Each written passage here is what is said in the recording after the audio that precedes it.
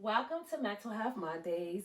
I am your presenter, Dr. Keisha Wizard, and this week we're going to discuss Maslow hierarchy of needs.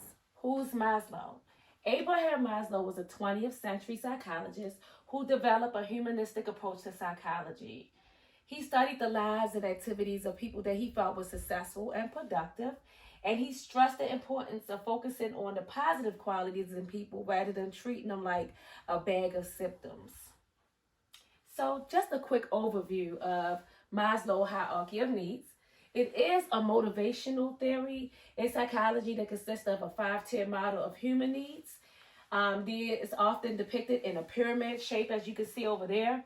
The needs on the lower end must be fulfilled before moving to each need above. And there are five basic human needs that are displayed on Maslow's hierarchy. You have your psychological needs at the very bottom. Next, you have your safety and security needs. Then you have a need for socialization. And then you have your esteem needs. And at the very top of the pyramid, you have self-actualization. So first, let's discuss the psychological needs. That need consists of air, water, food, shelter, sleep, reproduction. According to Maslow, some of these needs stem from necessities that are required for homeostasis purposes. That is maintaining consistent levels in different bodily systems. For example, in humans, to maintain a body temperature of 98.6 is needed to survive and stay alive. Maslow considers psychological needs to be the most crucial needs of all because if someone is hungry, if someone is displaced, if they're not getting adequate rest, unhealthy, it's kind of hard for them to focus on achieving any other needs. So we have your safety needs. That needs consist of stable home, employment, resources, and help. There are three different types of safety needs. You have your physical safety, that is your health needs and property needs. You can acquire that with health insurance, car insurance, disaster insurance, runner insurance, etc. Then you have your financial needs. That is you being financially independent. You can acquire that by having a steady employment. You can have savings account for emergency situations, and you prepare for your retirement. Then you also have your emotional safety. That includes toxicity, that's refraining from being in toxic relationships, emotional regulation, and being able to identify and manage your own emotions. And then you have a strong relationship, a need for strong relationships. That's being a part of a healthy community, whether it's your family, friend, or your community, or your neighborhood, the community you live in. So you have your social needs. That is your family, your friends, intimacy, and a sense of connection. This need includes both romantic relationship as well as ties to family and friends. It also includes the need to feel that we belong to a social group. Importantly, this need includes both feeling loved and feeling love towards others. Research have explored and shared that love and belonging needs has a direct impact on a person's overall well-being. For example, having a social connection is related to better physical health. Conversely, feeling isolated and displaced can also have adverse psychological and physical outcomes. And now you have your esteem needs. That is a need for respect, self-esteem, status, recognition, strength, freedom, and something that's not mentioned on here is love. According to Maslow, esteem needs has two components. First, it involves feeling self-confident and feeling good towards yourself and about yourself. And the second component involves feeling valued by others and feeling that your accomplishments and your attributes and your achievements is being recognized by other people. So you feeling valued. And then at the very top of the pyramid, Maslow described what is known as self-actualization. That is the desire to be the best that you can possibly be.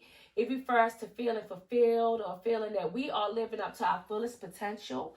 One unique quality about self-actualization is that it looks differently for everyone. So for one person, helping others, being in the helping field could be what they feel like their purpose is on life. And for another person, it might be the achievements in an artistic or creative field. Essentially, self-actualization means feeling that you are doing exactly what you were set to do on this earth. And Maslow said it best, just to sum it up. If you plan on being anything less than you are capable of being, you will probably be unhealthy all the days of your life. And that pretty much sums up what self-actualization means. Some important considerations that I want you to understand. Though Maslow presented this need in a hierarchy type of manner, he also stressed that it's not an all or nothing. Consequently, people don't need to complete or satisfy one need in order for a next need to emerge. Maslow suggests that at any given time, most people tend to have at least each of their needs partly met, and that the lower needs on the hierarchy is the ones that they most have progression in, because again, that is your basic needs for survival. And additionally, Maslow pointed out that one behavior might fulfill one or more of your needs. For example, you can share a meal with someone and that will fulfill your psychological need of food, but it will also meet the social need of belonging. And similarly, working as a paid caregiver will provide someone with income which they can use for food and they can use for their shelter, pay for their rent, their house, their car insurance. And then it can also provide them with a sense of social connection and fulfillment. So, while you quarantine during the coronavirus pandemic, how can you meet your basic needs at home? I'm going to tell you how. You can satisfy your psychological needs right in your home. First, quarantine in a stable, safe, and healthy household. Now, for everyone, that may look differently because some person may not have a house to go to or a family house to go to. If you're in need of shelter, I stress that you seek help. You can call 211, give them the zip code that you're in, and they'll be able to connect you with a human resources organization or a social organization that can help you. Think positive and be thankful to be alive. You can pray, do yoga, meditate, schedule telehealth, mental health appointments if needed. Eat 3 to 4 meals a day and make healthy choices. I know that could be hard because you're home and you snacking. And trust me, I know what the snacks are around, but try to make some healthy choices. Drink plenty of water, at least 8 glasses per day. Get proper rest, between 8 to 10 hours per day. But I stress not 10 to 15 hours. Just because you're home, don't just sit home sleeping all day. Get up, be productive. Exercise daily.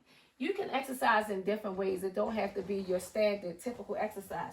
You can play with your kids, engage in cardio, Zumba. You can walk up and down your steps. You can go bike riding, walking outside. And most importantly, be sure to get some fresh air. Go for a jog, a walk, sit on your porch. You can run around with your kids in your yard, or you can just drive around. I'm not saying to break any rules, but you can get some fresh air while you're home. Your safety and security. You can protect your home with security systems, cameras, sensor lights. Protect your health and property by getting health insurance, car insurance, renter's insurance, etc. Be financially independent. If you're essential working and you're still employed, you can go to work. If you're working from home, you're still working. If not, please file for unemployment. You can also, everyone should be receiving relief funds. If you get an SSI, disability check, or some type of income coming in, just make sure that you're financially independent. And also stress to have a side hustle. You may have a skill that someone is willing to pay you for, or you may have something tangible or products that somebody may need. Just be resourceful. Continue to sign up for online courses. So if you don't have your GED, sign up for an online course and finish one. You can finish your college courses, enroll in a certification program, join online employment and social groups, get quotes and sign up for life insurance, get a savings account and save a little each month. Avoid unhealthy and toxic relationships. Manage your own emotions. Do something for yourself. You can journal, meditate, reflect, positive thinking, effective communication, etc. You can meet your social needs while you're at home. You can stay connected with your family and friends through phone calls, group chats, FaceTime, Zoom. You can sign up for dating sites and socialize with people that interest you. Communicate effectively with your partner or spouse while you're home. You can plan some alone time. You can plan date nights. You can have family hour. Turn off your electronic and focus on your family. For example, you can have movie night. You can have karaoke or game night with your family. You can go on social media, post, comment, socialize, and network. Start or join a group of your interests. If you're into sewing, you can join a group for people that love to sew. And if there's no group, you can create one. Attend live meet, and there's a lot of church services are being done on live right now, meet and greets, and I've seen a lot of book clubs that are doing their meet and greets online. Your esteem needs. You can practice self-love and admiration. Stay positive and spread love. Find productive ways to stay motivated. Volunteer and help someone out. If you have an elderly neighbor, they may cannot go to the supermarket, you could grab their groceries for them and leave it on their front porch. You can help to raise awareness or raise funds for a credible charity, and you can share accurate information and resources online, but I stress make sure that it's accurate by doing your research. Now here's the fun part. How do you meet self-actualization needs while you're home? I tell you how. You can take time out of your day to work towards achieving a goal for yourself. Research and get educated about a special project or career that's associated to your goal. Draft a business plan. Describe where you want to be in the next 5, 10, or 15 years and the steps that you need to take to get there. Make daily to-do lists with smaller tasks that are related to the steps that you need to get to your goals. So again, it's a stepping process. Be patient, motivated, and believe in yourself even when it seems like no one else does. And I always stress to follow your dreams so that you don't forever work for someone who followed theirs. And that brings us to the end of my presentation. And I want to close out by leaving a quote from Maslow himself. If the only tool you have is a hammer, you tend to see every problem as a nail. Again, I'm your presenter, Dr. Keisha Wizard. I hope you enjoyed this presentation. Please subscribe to my channel. And I see you next week, next Monday at 10 o'clock. Bye-bye.